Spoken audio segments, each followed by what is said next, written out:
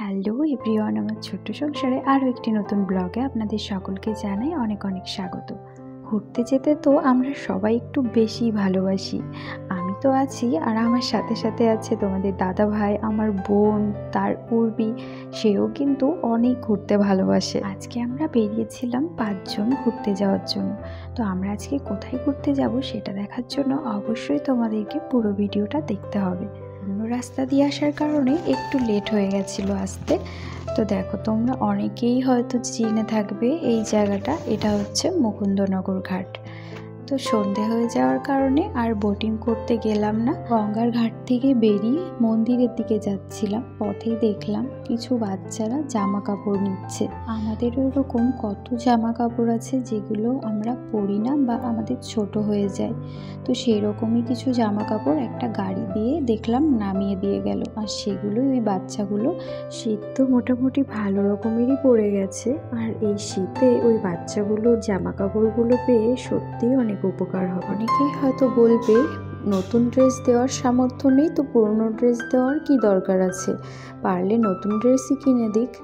দেখো, আমাদের সবার সামর্থ্য তো সমান নয়, কিন্তু তবুও নতুন না দিতে পারলেও এই পুরনো ড্রেসগুলো দিয়েই কিন্তু অনেকের অনেক উপকার হয়। মন্দিরের ভিতরটা ঘুরতেই সন্ধে নেমে এসেছিল, তাই ওখান থেকে চলে এলাম। আর দেখো, যাওয়ার পথে রেলগেট পড়ে গেছে।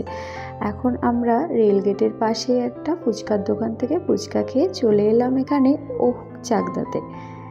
চাকদাতে আমরা সবাই কিন্তু ফার্স্ট টাইম গিয়েছিলাম, মানে এর আগে আমরা কখনো চাকদাতে কেউই যাইনি। অনেকটা টাইম হয়ে গিয়েছিল, আমরা ফুচকা ছাড়া কেউ কিছুই খাইনি।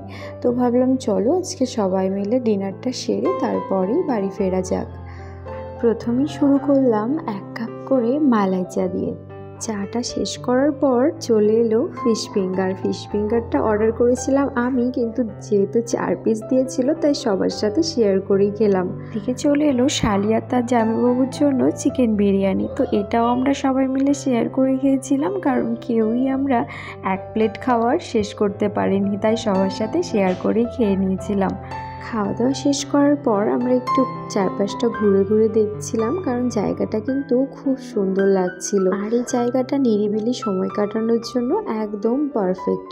তো এই ছিল আমার আজকের ছোট্ট একটা ব্লগ। চলুন তাহলে আজকের মতো ব্লগটা এখানেই শেষ করছি। দেখাবেন নেক্সট কোনো ব্লগে। ততক্ষণের জন্য সবাই ভালো থাকবেন, সুস্থ থাকবেন, আর অবশ্যই জানাবেন আজকের ব্লগটি আপনাদের কেমন লাগলো। সবাইকে টাটা।